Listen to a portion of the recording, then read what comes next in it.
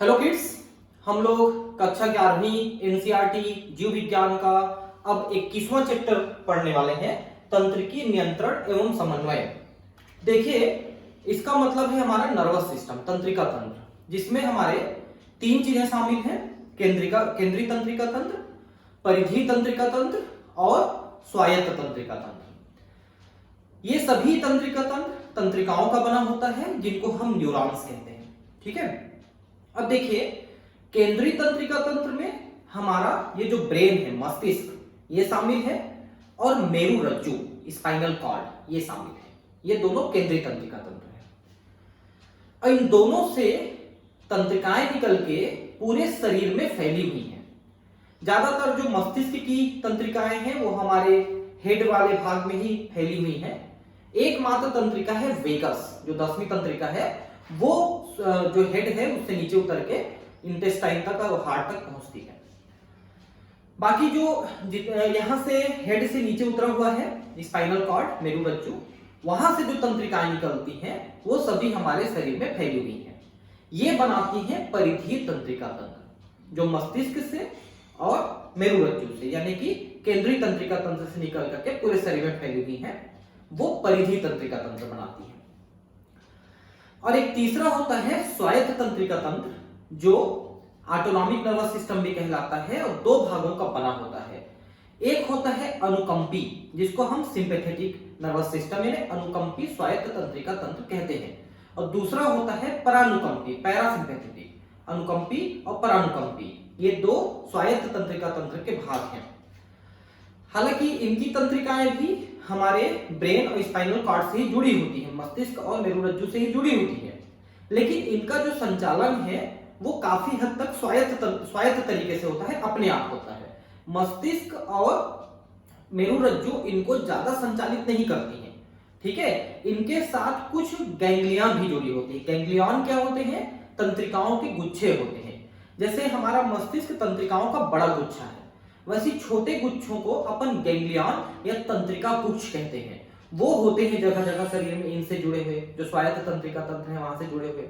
ठीक है, तो ये हमारे शरीर का संचालन करते हैं तीनों तंत्रिका तंत्र मिलाकर के। इसके अलावा इसमें हम लोग कुछ समेती अंग हैं, जैसे कि आंख है और कान है, इनका भी हम अध्ययन करेंगे इसी चैप्टर में।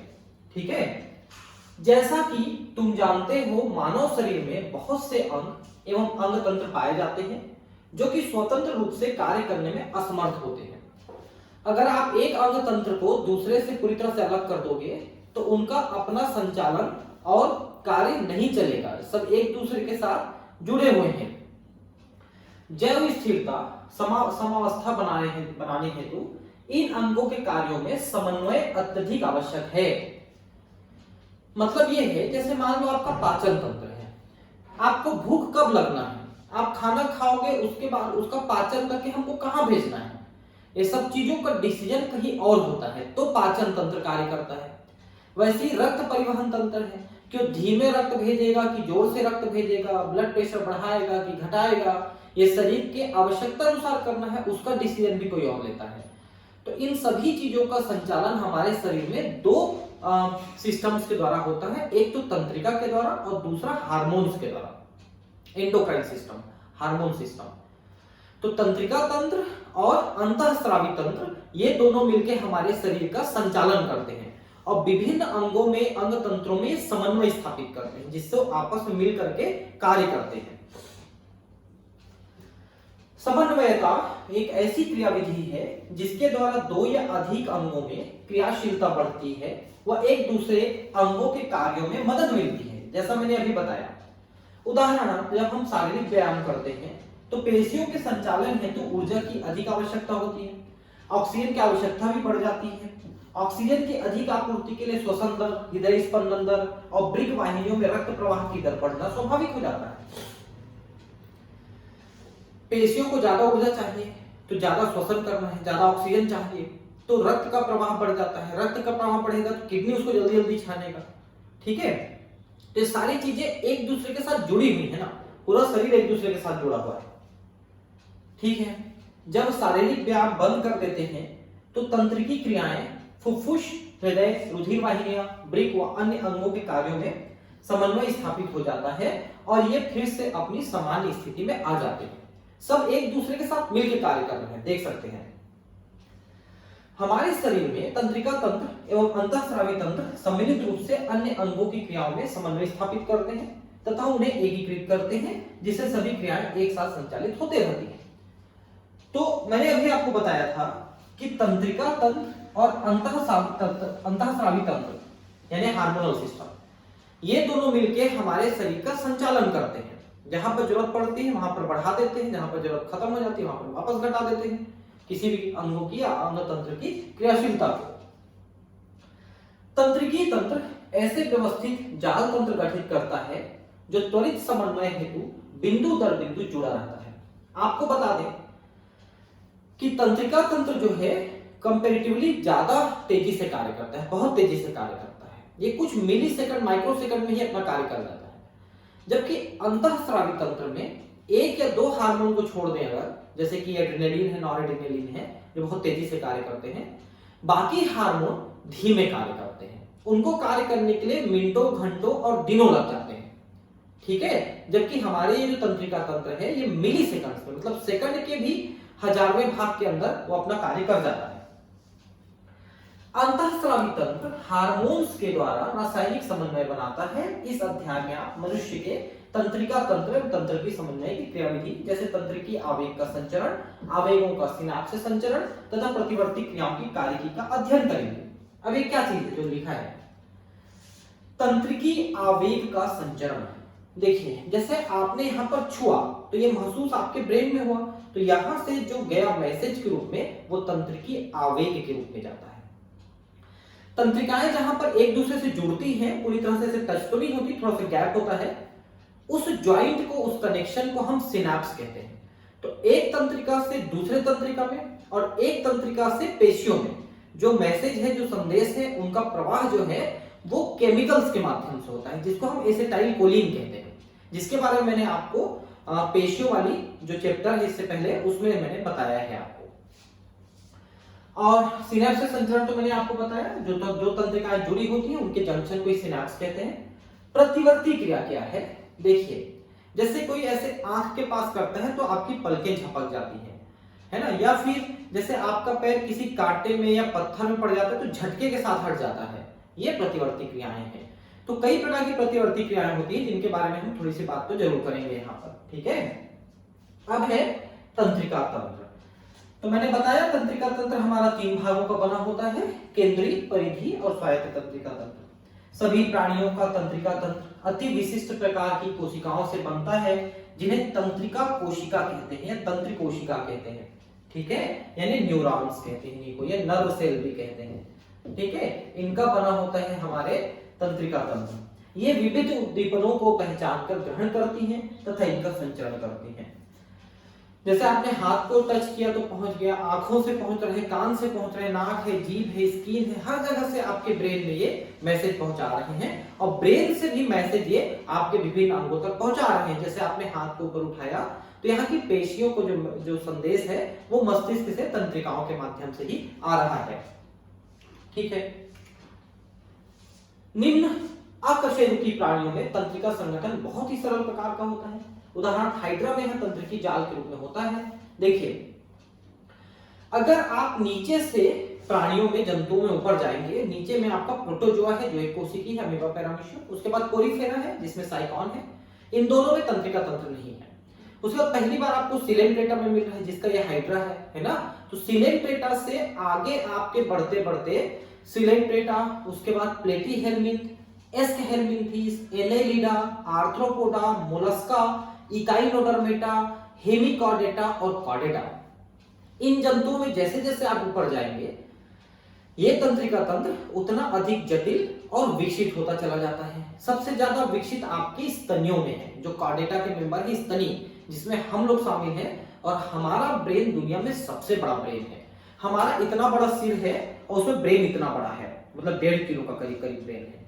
हाथी का सिर इतना बड़ा है लेकिन उसका ब्रेन इतना बड़ा है, ठीक है।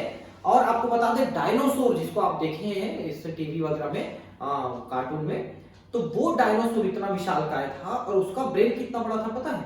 एक बादाम के आकार का मात्र, तो ब्रेन हमारा ही सबसे बड़ा है अभी तक, मनुष्य का ब्रेन। ठीक है, तो हाइड्रा में यानी कि सिलेंट्रेटा का सदस्य है, इसलिए तंत्रिका जाल के रूप में सरल प्रकार का एकदम है। कीटों का तंत्रिका तंत्र अधिक व्यवस्थित होता है। कीट आ गए आर्थ्रोपोडा में, और कीटों में छोटा सा ब्रेन भी बना है।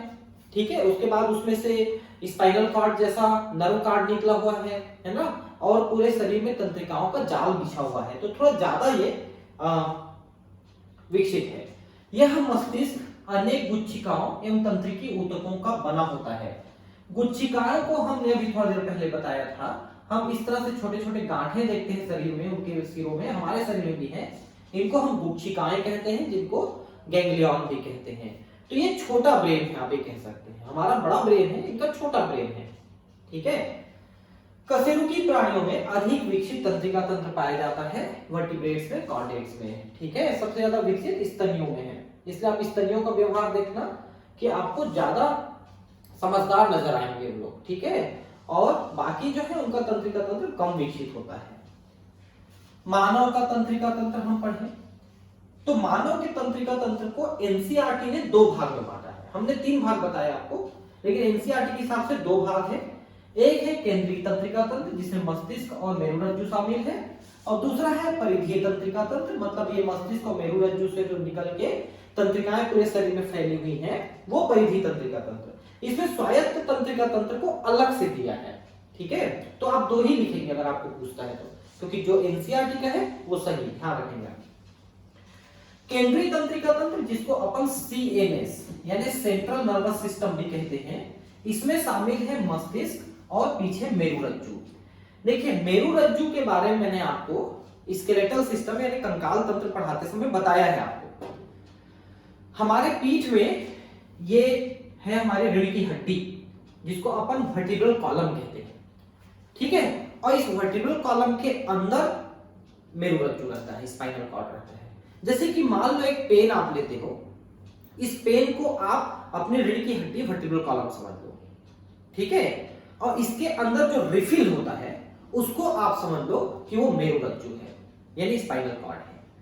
तो ब्रेन का हिस्सा है, ब्रेन से ही निकला रहता है, हेड से निकला रहता है, और वर्टिब्रल कॉलम के अंदर रहता है, और वहां से तंत्रिकाएं निकल के पूरे शरीर में फैली रहती है।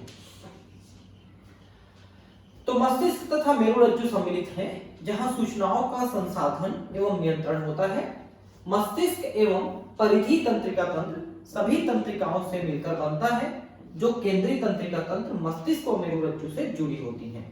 ठीक है, तो मैंने आपको बताया था भी कि मस्तिष्क और मेरुरज्जु से निकल करके जुड़ करके पूरे शरीर में फैली हुई हैं, उनको हम परिधि तंत्रिका तंत्र यानी पेरिफेरल नर्वस सिस्टम पीएनएस कहते हैं। ठीक है, तो ये 2 है, सीएनएस और पीएनएस, ध्यान रखेंगे आप।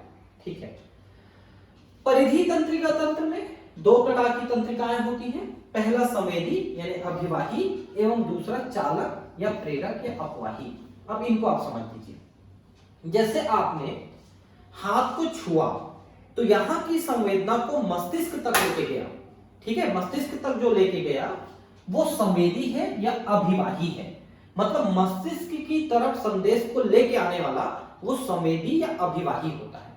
फिर मस्तिष्क ने एक आदेश पारित किया कि आप हाथ को हटाइए, तो यहां से जो आदेश लेकर के हमारे हाथ तक गया वो मोटर है, जिसको अपन चालक या अपवाही कहते हैं या प्रेरक भी कहते हैं। ठीक है, तो ये 2 प्रकार की तंत्रिकाएं आपके शरीर में पाई जाती हैं। ठीक है, एक संदेश को लेके आने वाला और दूसरा आदेश को लेके जाने वाला। संवेदी या अभिवाही तंत्रिकाएं उद्दीपनों को ऊतकों अंगों से केंद्रीय तंत्रिका तंत्र तक, तथा चालक या अपवाही तंत्रिकाएं, ये अपवाही है, बहुत गलत छापा है कई जगह। ठीक है, अपवाही, ये प्रिंट मिस्टेक उसका है, टाइपिस्ट का। ठीक है, चालक या अपवाही तंत्रिकाएं नियामक उद्दीपनों को केंद्रीय तंत्रिका तंत्र से संबंधित परिधि ऊतकों या अंगों तक पहुंचाती है। तो नियामक का मतलब क्या है? जो शरीर का नियमन करेंगे। जैसे आपको हाथ ऊपर उठाना है, चलना है या फिरना है, तो उसका आदेश जो है परिधि तंत्रिका तंत्र जो है ब्रेन से लेके आएगा। परिधि तंत्रिका तंत्र 2 भागों में विभाजित रहती है।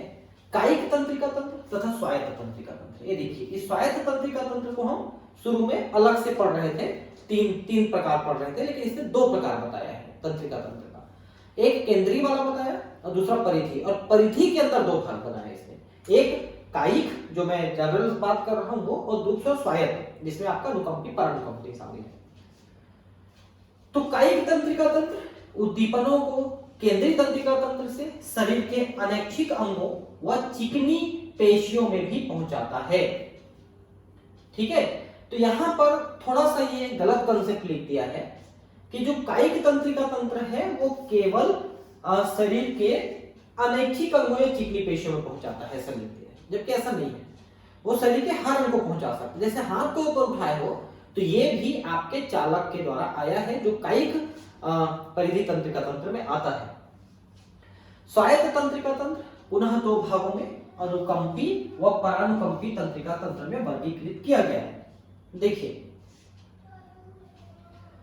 आपका जो स्वायत्त तंत्रिका तंत्र है कब काम करता है? जैसे आप जा रहे हैं, आपके पीछे कुत्ता दौड़ने लग गया, आने लग गया कुत्ता दौड़ के, तो आप जल्दी से भाग जाते हो, एकदम से तेज हो जाता है शरीर। तो ऐसे इमरजेंसी के समय आपका ये अनुकंपी वाला काम करता है। उसी समय आपका एड्रेनलिन हार्मोन भी स्रावित होता है एड्रिनल ग्लैंड से। ये दोनों एक साथ काम करते हैं कि जैसा चीज है।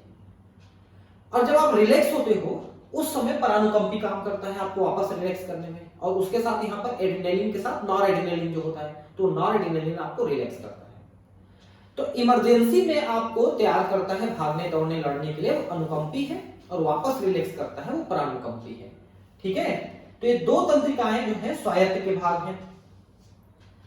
अंतरंग तंत्रिका तंत्र परिधि तंत्रिका तंत्र का एक भाग है। इसके अंतर्गत वे सभी तंत्रिकाएं, तंत्रिका तंतु, गुच्छिकाएं, जालिकाएं सम्मिलित हैं, जिनके द्वारा केंद्रीय तंत्रिका तंत्र से आवेग अंतरंगों तक तथा अंतरंगों से केंद्रीय तंत्रिका तंत्र पर संचालित होते हैं। अब यहां पर क्या है अंतरंग देखिए, जैसे आपका आहार नाल है। आहार नाल अपने आप ऐसे गति कर रहा है, जिसको अपन क्रमानुकुंचन गति कहते हैं, पेरिस्टाल्टिक मूवमेंट। तो ये जो केंद्रीय तंत्रिका तंत्र है उसको अपने आप संचालित कर रहा है। ये हमारे जो विल पावर है, हमारी जो इच्छा वाला ब्रेन है सेरिब्रम, वहां से नहीं है, वो दूसरे भागों से कंट्रोल्ड है ना, वो मेडुला ऑब्लांगाटा या हाइपोथैलेमस से कंट्रोल्ड है, लेकिन है ना ब्रेन से ही जुड़ा हुआ है। तो वहां से निकला हुआ ये परिधि तंत्रिका तंत्र आपके आहार नाल को संचालित कर रहा है। वैसे ही हमारे जो अंतरंग है, अंदर के अंग हैं, वो हमारे इच्छा के अनुसार संचालित नहीं होते हैं, वो अपने आप संचालित हो रहे हैं। ठीक है, और वो स्वायत्त तंत्रिका तंत्र के कायिक तंत्रिका तंत्र के जो अंतरंग भाग हैं वो उनको संचालित करवा रहे हैं। ठीक है, ऐसा है। अब है तंत्रिका कोशिका न्यूरॉन, तंत्रिका तंत्र की संरचनात्मक एवं क्रियात्मक इकाई। तो जो पूरा तंत्रिका तंत्र बना हुआ है, चाहे वो मस्तिष्क है, मेरुरज्जु है, परिधि है, स्वायत्त है, वो सभी जो है एक ही चीज की बनी हुई है, उन्हें हम कहते हैं न्यूरॉन या तंत्रिका कोशिका। अब ये जो तंत्रिका कोशिका है इसकी संरचना कैसी है? अब ये कोशिका है तो कोशिका जैसी ही रहेगी। ये देखिए, ये इसकी संरचना है, तो बिल्कुल कोशिका ही है, लेकिन ये थोड़ा सा मॉडिफाइड हो गया है, थोड़ा सा बदल गया है। कैसे बदला है आप देखिए। देखिए, ये एक कोशिका जैसी संरचना दिख रही है जो करीब करीब स्टार शेप है, ये इसका एक भाग है। दूसरा भाग है ये एक लंबा सा निकला हुआ भाग, इसको आप एक भाग मान सकते हो, और तीसरा ये अंतिम भाग। ये इनको तीन भागों में आप पढ़ सकते हो। पहला भाग जो होता है, ये जो स्टार शेप बना हुआ है, इसको अपन कोशिका काय या साइटॉन कहते हैं। क्या कहते हैं? साइटॉन। यहां से जो लंबा वाला ये तंतु टाइप का निकला हुआ है, इसको हम कहते हैं तंत्रिकाक्ष, या इसी को हम कहते हैं एक्सॉन। एक्सिस शब्द से एक्सॉन बना है, इसलिए तंत्रिका अक्ष कहलाता है, एक्सॉन। ठीक है, और अंतिम ये जो सिरा है, अंतिम सिरा है, इसको अपन तंत्रिकाक्ष सिरा यानी कि इसको टिलोडेंड्रिया कहते हैं, टिलोडेंड्रिया। ठीक है, अब एक टिलोडेंड्रिया एक अन्य न्यूरॉन के साथ, एक अन्य तंत्रिका के साथ कनेक्शन बनाएगा। तो जैसे कि ये टिलोडेंड्रिया है और ये दूसरा न्यूरॉन है, तो तो इन दोनों के बीच में थोड़ा गैप रहता है, एकदम जुड़े हुए नहीं रहते दोनों, गैप रहता है थोड़ा सा, और उसे हम कहते हैं सिनैप्स। उस गैप को हम कहेंगे सिनैप्स, जहां पर वो दोनों जुड़े होते हैं। ठीक है, ऐसा है। अब इनके और भाग देखिए कि ये जो कोशिका काय है, जिसको हमने साइटोन भी कहा, यहां से ऐसे करके कुछ यहां शाखाएं निकलती हैं। तो ये जो मुख्य शाखाएं हैं, इनको तो हम डेंड्रॉन कहते हैं, डेंड्रॉन्स। और उनके बाद और इनसे जो छोटी शाखाएं निकलती हैं, इनको हम डेंड्राइट्स कहते हैं, डेंड्राइट्स। ठीक है, लेकिन यहां पर इनको एक ही चीज से बताया है, डेंड्राइट, इसी से बताया है बस। इसमें और दूसरा नाम जो डेंड्रॉन है उसको नहीं लिखा है। तो जो शाखाएं हैं कोशिका काय या साइटोन से निकली हुई, उन शाखाओं को दुम्राक्ष या डेंड्राइट्स कहते हैं। ठीक है, ये हिंदी जो है थोड़ा सा डिफिकल्ट होता है, आप इंग्लिश में भी याद करने की कोशिश करें। दुम्राक्ष यानी डेंड्राइट्स कहते हैं। ठीक है, इस कोशिका के अंदर एक केंद्रक आपको दिखेगा ही, है ना, ये देखिए केंद्रक है यहाँ पर, न्यूक्लियस। इसके अलावा कुछ पार्टिकल्स यहाँ पर पाए जाते हैं। इन पार्टिकल्स का वास्तव में क्या काम है यह भी पूरी तरह से मालूम नहीं है। इनको निसिल ग्रेन्यूल्स कहते हैं, निसिल की कणिकाएं कहते हैं। और ये माना जाता है कि राइबोसोम यानी आरआरएनए और प्रोटीन के बने होते हैं, ऐसा माना जाता है। अब ये क्या करते हैं वास्तव में, इनके बारे में अधिक जानकारी अभी तक नहीं है। ठीक है, तो एक बात और जानिए कि यहां से निकली हुई जो शाखाएं हैं, जिनको डेंड्राइट कह रहा है, यही शाखाएं अपने ऊपर वाले न्यूरॉन के ये टिलोडेंड्रिया से यानी तंत्रिकाक्ष सिरा से जुड़ता है। जैसे इसका ये मतलब ये अंतिम सिरा है और अगले वाले का ऐसा वाला है, ये दोनों ऐसे जुड़े हुए हैं। ठीक है, एक का अंतिम सिरा और दूसरे का प्रथम सिरा एक दूसरे से जुड़े हुए हैं, आप ये कह सकते हो, मतलब लाइन से ऐसे जुड़ते चले जाते हैं। तो उन्हीं के बीच का जो जंक्शन है उसी को सिनैप्स कहते हैं। अब एक चीज देखिए कि यहां पर जहां से ये निकला है तंत्रिकाक्ष, ठीक है, ये तंत्रिकाक्ष निकला है, इस जगह को अपन हाइलॉक्स कहते हैं। हाइलॉक्स यहां पर नहीं लिखा है, मैं लिख देता हूं हाइलॉक्स। एक आध बार पूछा गया इस क्वेश्चन को, नीट में तो नहीं पूछा है लेकिन पूछा गया है। हाइलॉक्स याद नहीं करेंगे तो भी चलेगा, जो एनसीईआरटी में है उसको आप पूरी तरह से याद कर लीजिए, बस बाकी चीजें आपको जानने की ज्यादा जरूरत नहीं है। हाइलॉक्स है। उसके बाद देखिए जब ये तंत्रिकाक्ष नीचे जाता है तो पहली बात तो इसको जो हम एक्सॉन कहते हैं, तो इसकी जो कोशिका झिल्ली है उसको हम एक्सोलेमा कहते हैं। एक्सोलेमा यानी कि एक्सॉन की कोशिका झिल्ली। और इसके अंदर जो द्रव्य होता है उसको अपन कहते हैं एक्सोप्लाज्म, यानी तंत्रिकाक्ष की कोशिका द्रव्य। एक्सोप्लाज्म तंत्रिका की कोशिका द्रव्य, तंत्रिकाक्ष की। और इसके ऊपर एक आवरण होता है। ये हर तंत्रिका में नहीं होता, कुछ तंत्रिकाओं में ही होता है आवरण। ये जो आवरण होता है इसको माइलिन शीट या माइलिन आवरण कहते हैं। माइलिन आवरण इसको कहते हैं।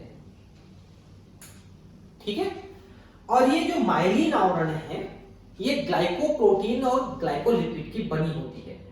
और इसको स्रावित करने वाली जो कोशिकाएं होती हैं उन कोशिकाओं को अपन कहते हैं श्वान कोशिका।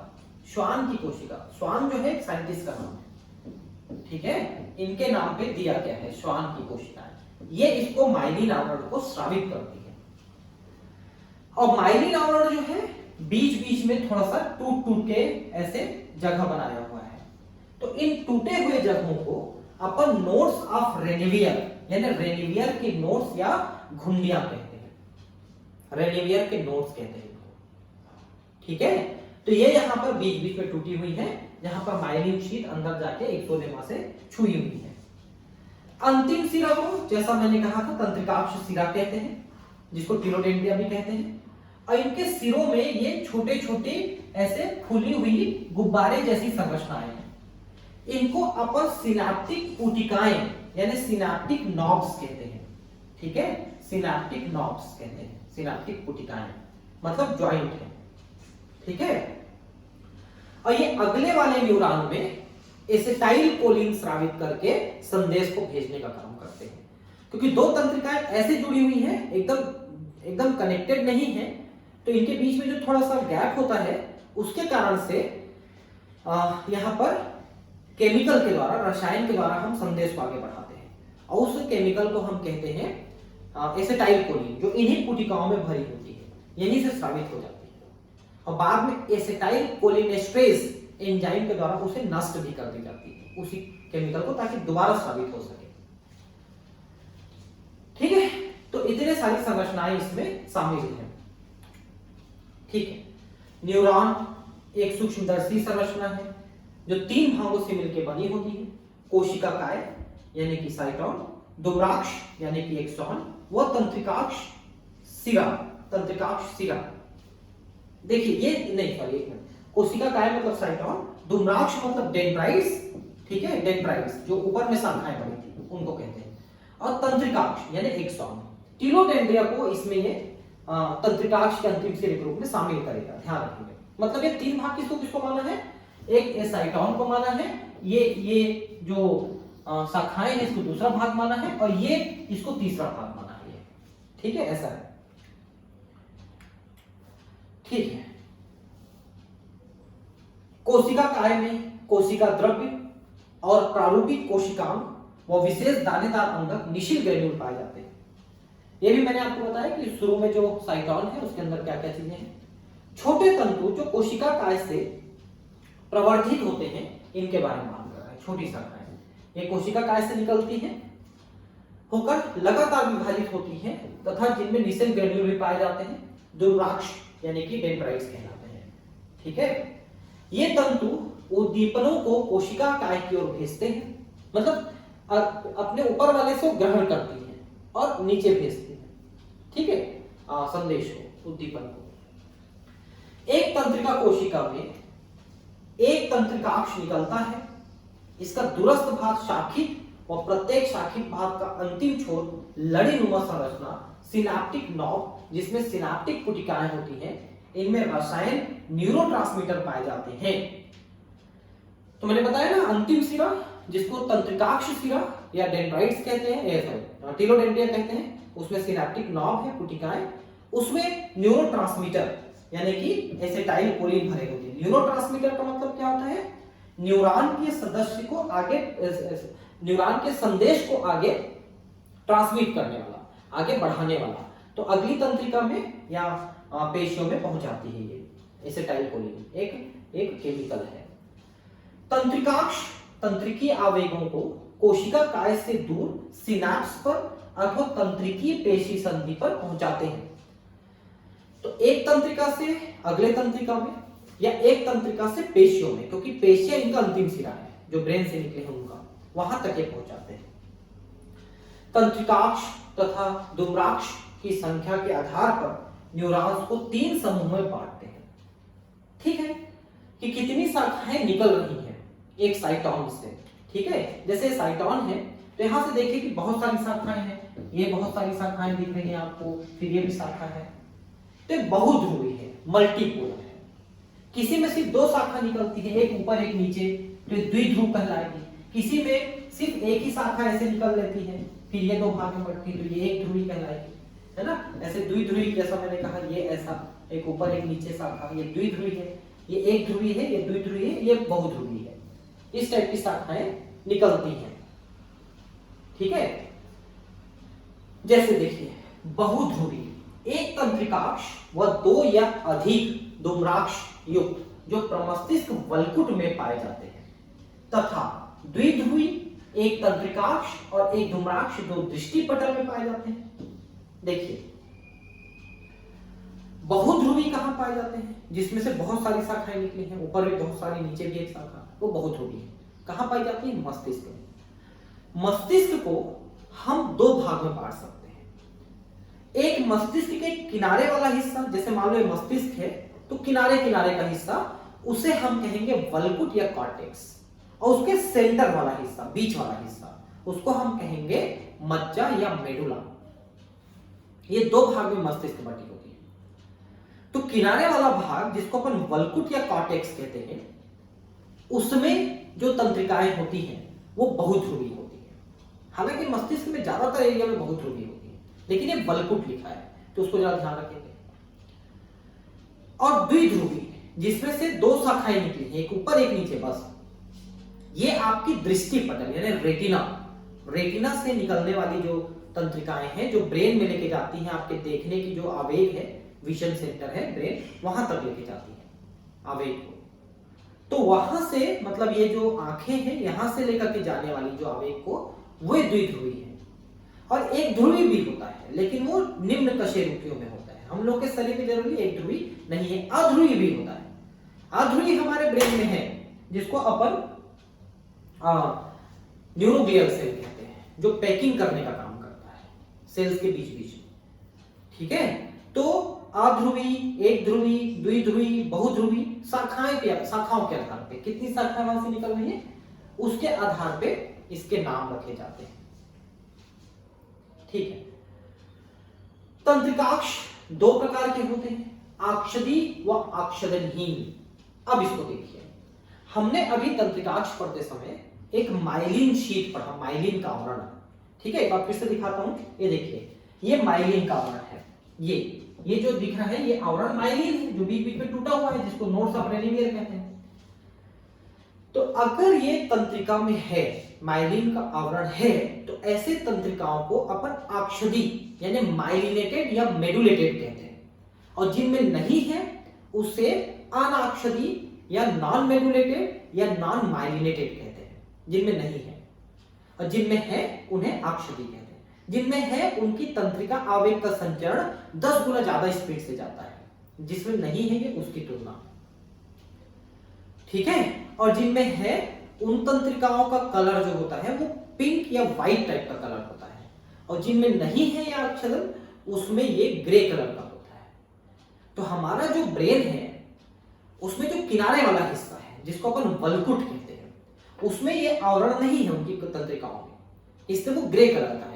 जबकि सेंटर वाला भाग है, जिसको अपन मेडुला कहते हैं, उसमें ये है ये आवरण उनकी तंत्रिकाओं में, इसलिए वो व्हाइट कलर का होता है, तो उसको व्हाइट मैटर कहते हैं।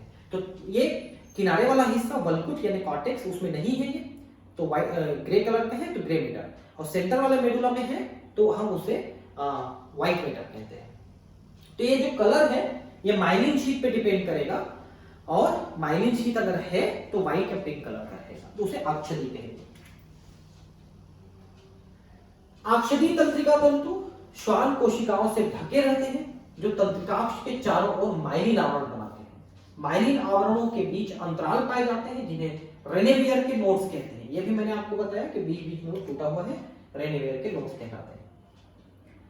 आक्षदी तंत्रिका तंतु मेरु व कपाल तंत्रिकाओं में पाए जाते हैं। ये देखिए, आक्षदी वाले किसमें है, मेरु रज्जु यानी आपके स्पाइनल कॉर्ड, व कपाल यानी कि आपके ब्रेन, यहाँ की जो तंत्रिकाएं हैं उनमें पाई जाती है। और आक्षदहीन तंत्रिका तंतु भी श्वान कोशिकाओं से घिरे रहते हैं, लेकिन वे एक्सॉन के चारों ओर माइलिन आवरण नहीं बनाते हैं। मतलब माइलिन आवरण का मेन खेल है, अगर नहीं है तो अनाक्षदी।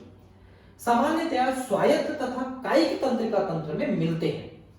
तो हमारे शरीर में जो फैली हुई तंत्रिकाएं हैं ज्यादातर वो आक्षदहीन है, माइलिन शीट वहां पर नहीं है, माइलिन का आवरण नहीं है। तंत्रिका आवेगों की उत्पत्ति व संचरण देखिए, ये तंत्रिका आवेग का संचरण और उत्पत्ति कैसे होती है। तो एक्चुअली क्या होता है, देखिए, जब कहीं पर किसी तंत्रिका में आवेग का संचरण नहीं हो रहा है, उस कंडीशन को अपन विश्रामावस्था या रेस्टिंग पोटेंशियल, रेस्टिंग कंडीशन कहते हैं। उस दौरान क्या होता है कि अंदर की तरफ ऋण आवेश और बाहर की तरफ कुछ धन आवेश होते हैं। इनके कारण से अंदर में -70 मिली वोल्ट का और बाहर उसकी तुलना में +70 मिली वोल्ट का आवेश होता है।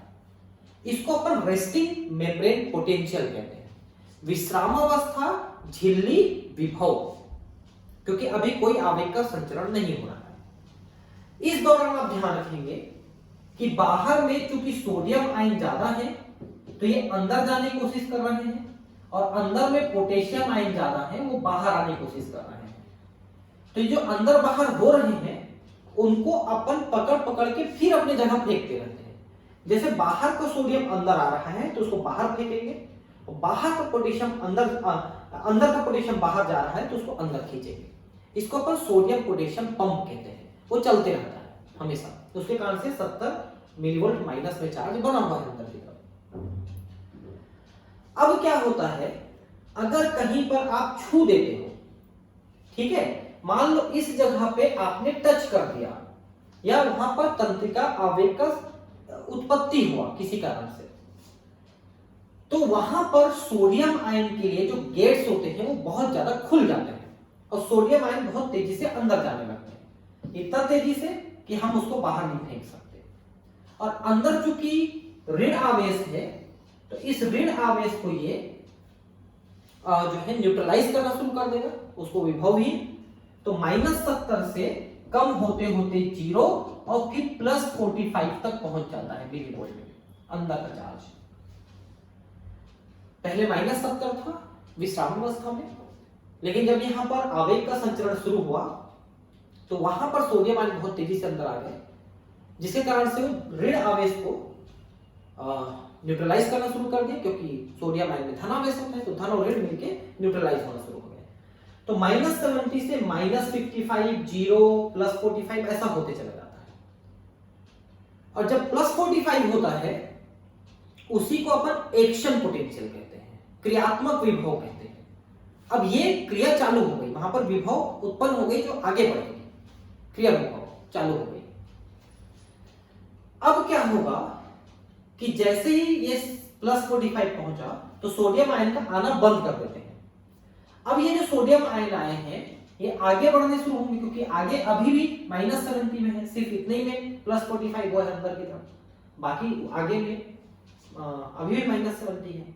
तो जब सोडियम आयन अंदर ही अंदर आगे बढ़ेंगे तो हर जगह माइनस को न्यूट्रलाइज करते हुए चले जाएंगे, तो हर जगह भी सोडियम गेट भी खुलते चला जाता है और बहुत सारे सोडियम अंदर जाते हैं, तो पूरा लाइन से जो है ये +45 होते चले जाता है। और ये एक्शन पोटेंशियल पहुंचता है टीलोडेंड्रिया में, जहां पर से दूसरा न्यूरॉन जुड़ा हुआ है। तो टीलोडेंड्रिया उस संदेश को एसिटाइल कोलिन स्रावित करके अगले न्यूरॉन में भेज देता है, और अगले न्यूरॉन में जो अभी विश्राम अवस्था में है वो अब क्रियात्मक विभव उत्पन्न करके आगे बढ़ाएगा। और जब क्रियात्मक विभव आगे बढ़ जाता है तो पीछे वो वापस विश्राम अवस्था में आते चला जाता है। कैसे करते हैं, तो सोडियम का आना बंद कर देते हैं, पोटेशियम का भेजना चालू कर देते हैं। तो पोटेशियम प्लस चार्ज लेके बाहर जाता है तो ये जो -70 है वो फिर से आ जाता है, +45 वापस उतर करके -70 आ जाता है। तो फिर से बता रहा हूं, समझ लीजिए कि पूरे में अंदर की तरफ -70 है, जो सोडियम अंदर और पोटेशियम बाहर जा रहे हैं उनको हम वापस ले जा रहे हैं, इसलिए दिक्कत नहीं है। लेकिन जहां पर ये क्रिया विभव चालू होता है वहां पर सोडियम के लिए गेट खोल के बहुत तेजी से सोडियम को अंदर लेना शुरू कर देते हैं, तो अंदर का जो -70 है वो 0 की तरफ जाके फिर +45 हो जाता है, ठीक है।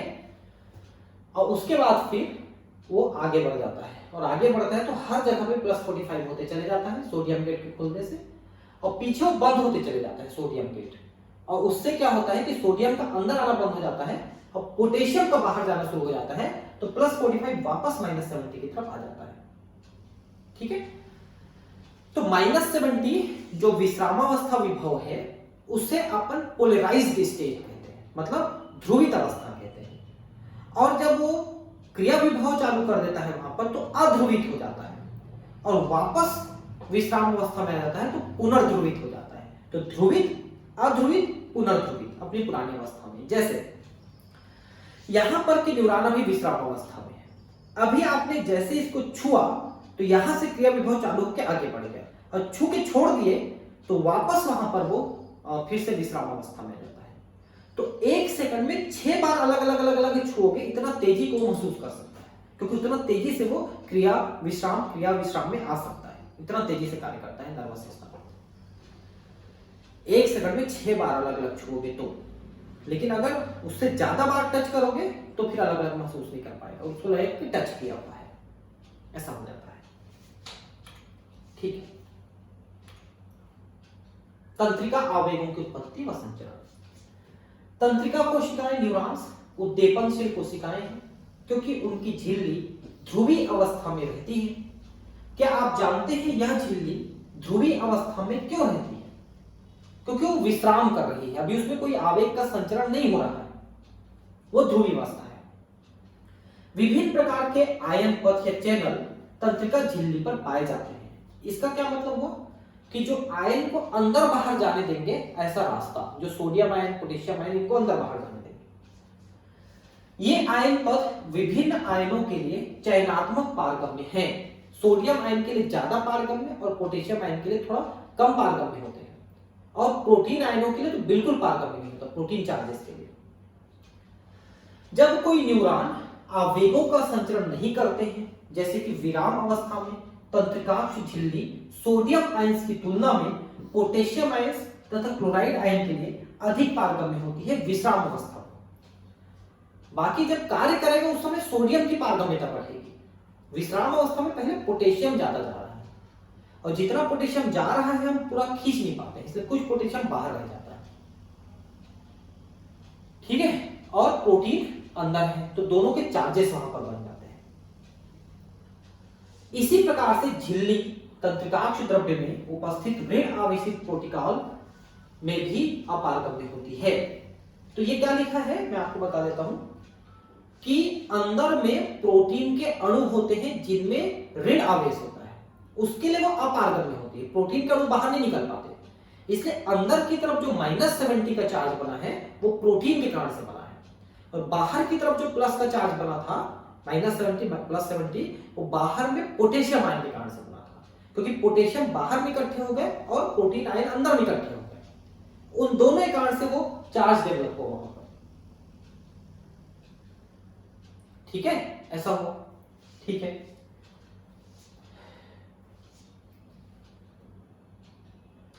धीरे धीरे तंत्रिकाक्ष के तंत्रिका द्रव्य में पोटेशियम आयन तथा ऋणात्मक आवेशित प्रोटीन की उच्च सांद्रता तथा सोडियम आयन की निम्न सांद्रता होती है।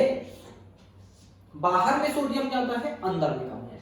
अंदर में पोटेशियम और प्रोटीन ज्यादा है, बाहर में कम है।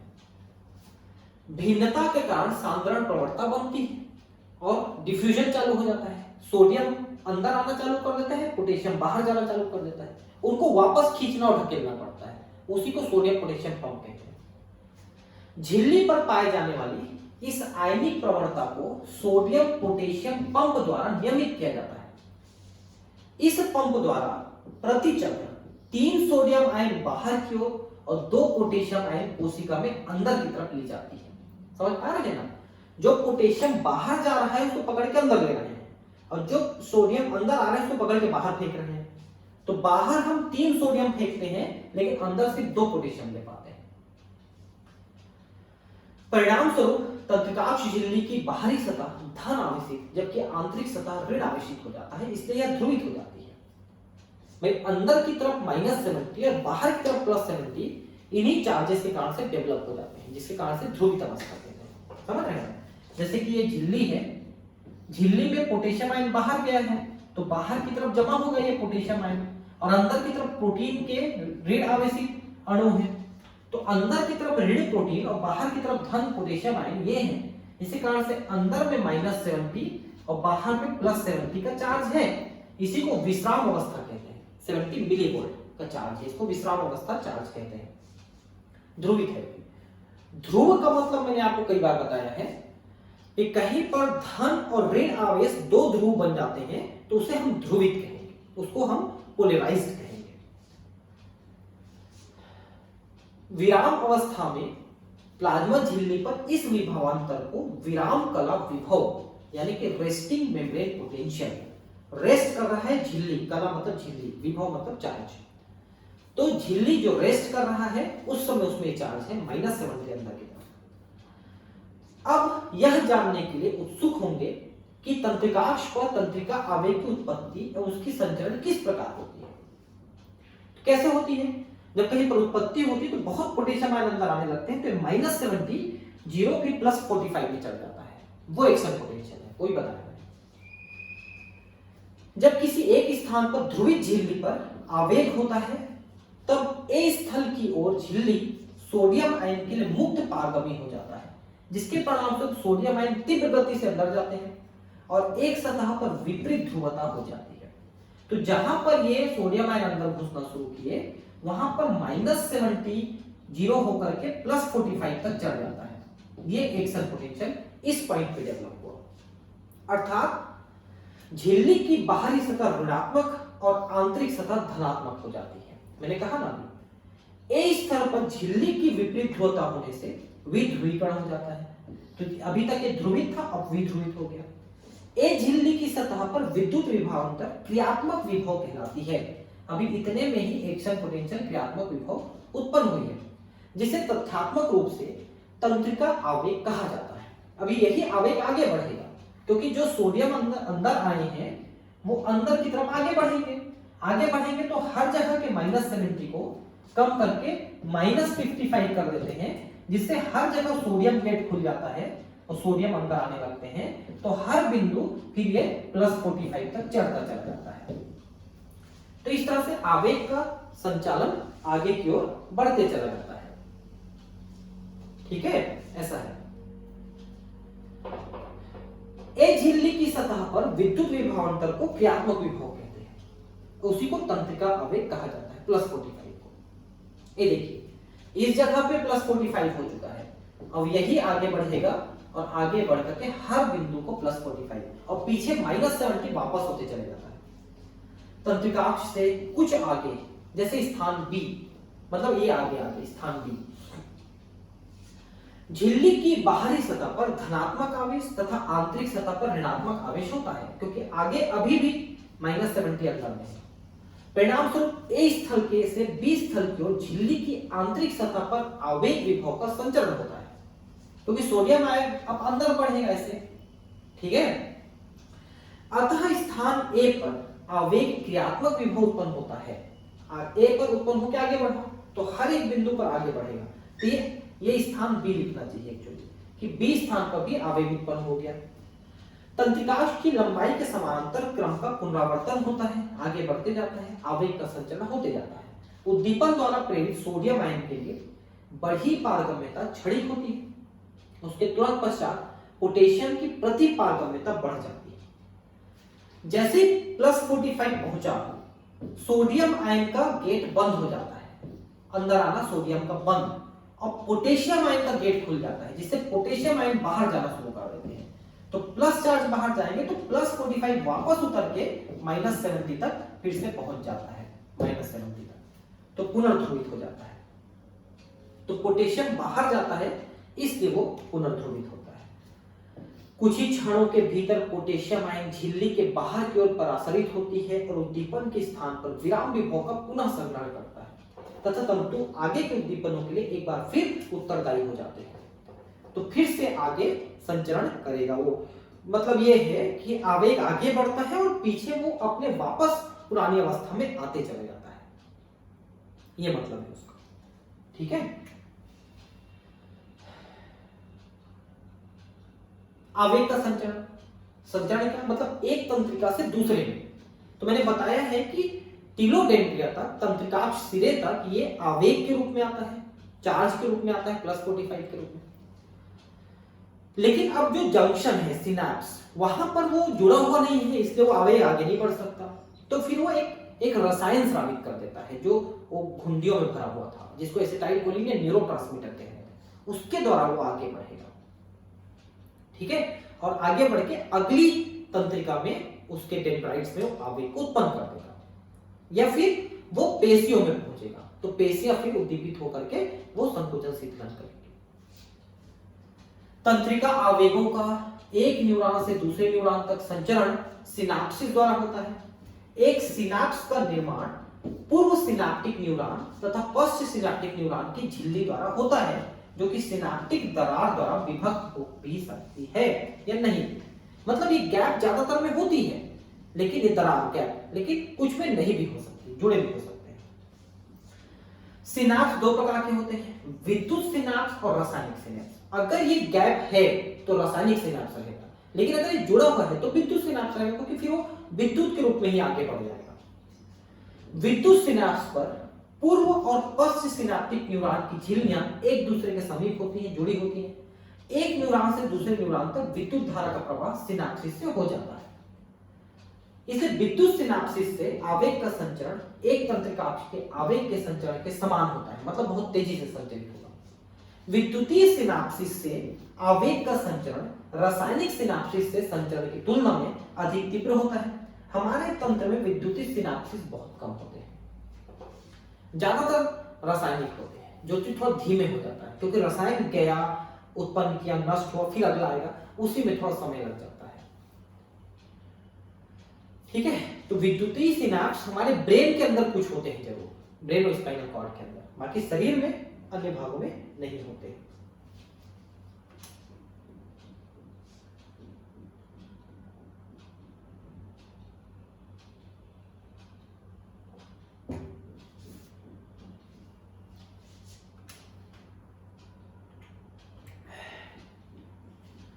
रासायनिक सिनाप्स पर पूर्व एवं पश्च सिनाप्टिक न्यूरॉन की झिल्लियां द्रव से भरी हुई अवकाश द्वारा पृथक होती हैं, जिसे सिनाप्टिक दरार कहते हैं। ठीक है, ये देखिए, इसको आप ध्यान समझिए। ये एक न्यूरॉन आया है, इस न्यूरॉन का ये अंतिम सिरा है, ये यहां पर अंतिम सिरा है, देखिए ये अंतिम सिरा है। ठीक है, और ये दूसरा न्यूरॉन है, ये दूसरा न्यूरॉन है या पेशी है। इन दोनों के बीच में देखिए एक गैप है, ये गैप है। इस गैप में वैसे तो द्रव भरी होती है, लेकिन जब ये आवेग आता है यहां तक, तो इस सिनाप्टिक नॉब के द्वारा एसिटाइल कोलिन न्यूरोट्रांसमीटर स्रावित करके ये अगले वाले में अपने मैसेज को छोड़ देते हैं। तो ये देखिए कि ये द्रव के द्वारा, एक रसायन के द्वारा ये संचालित हो रही है आवेग। ठीक है, और इसी गैप को सिनेप्टिक दरार कहते हैं। यह रासायनिक प्रकार का सिनेप्स है, जिसमें रसायन के द्वारा एक तंत्रिका से दूसरे तंत्रिका में आवेग का संचरण हो रहा है।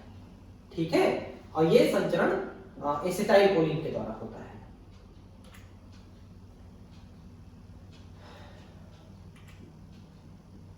क्या आप जानते हैं किस प्रकार पूर्व सिनेप्टिक आवेग सक्रिय विभव का संचरण सिनेप्टिक दरार से पश्च सिनेप्टिक न्यूरॉन तक करते हैं? एक से दूसरे में कैसे जाता है अभी बताया मैंने। सिनेप्सिस द्वारा आवेग के संचरण में न्यूरोट्रांसमीटर यानी तंत्रिका संचारी कहलाने वाले रसायन सम्मिलित होते हैं। तंत्रिका संचारी जो एक तंत्रिका से दूसरे तंत्रिका में अपने संदेश को संचारण करते हैं। ठीक है, तंत्रिकाक्ष के छोर पर स्थित आश्रय पुटिकाएं तंत्रिका संचारी अणुओं से भरी होती हैं। वो पुटिकाओं में न्यूरोट्रांसमीटर यानी कि एसिटाइलकोलिन भरी होती है। जब तक आवेग तंत्रिकाक्ष के छोर तक पहुंचता है, यह सिनाप्टिक पुटिका की गति को झिल्ली की ओर उत्तेजित करता है, जहां वे प्लाज्मा झिल्ली के साथ जुड़कर तंत्रिका संचारी अणुओं को सिनाप्टिक दरार में मुक्त कर देती है। मुक्त किए गए तंत्रिका संचारी अणु पश्च सिनाप्टिक झिल्ली पर स्थित विशिष्ट ग्राहियों से जुड़ जाते हैं। इस जुड़ाव के फलस्वरूप आयन चैनल खुल जाते हैं और उसमें आयनों के आगमन के पश्च सिनाप्टिक झिल्ली पर नया विभव उत्पन्न हो जाता है। उत्पन्न हुआ नया विभव उत्तेजक और अवरोधक हो सकता है। अब इसमें समझिए, उत्पन्न हुआ विभव उत्तेजक या अवरोधक हो सकता है। इसका मतलब क्या हुआ कि विभव यहां से यहां तक तो पहुंचा और वो अगले न्यूरॉन को या पेशी को देना चाहता है, तो अगला न्यूरॉन उसको नहीं लेना चाहता है या पेशी नहीं लेना चाहता है। तो अगर तीव्र आवेग आया तो उसको लेना पड़ेगा, और नहीं आया तीव्र, थोड़ा धीमे आया तो नहीं लेगा। तो उत्तेजक या अवरोधक इसी को बोलते हैं कि अगर आया तो उत्तेजक है और नहीं पहुंचा तो अवरोधक है, क्योंकि वो नहीं लेना चाहता है इसको अगले न्यूरॉन वाला, इसलिए वो अवरोधक भी हो सकता है। ठीक है, अब मैं अगले क्लास में आपको केंद्रीय तंत्रिका तंत्र और मानव मस्तिष्क और इसके सारी क्रियाओं को बताऊंगा संरचना के साथ। ठीक है, मिलते हैं। Thank you.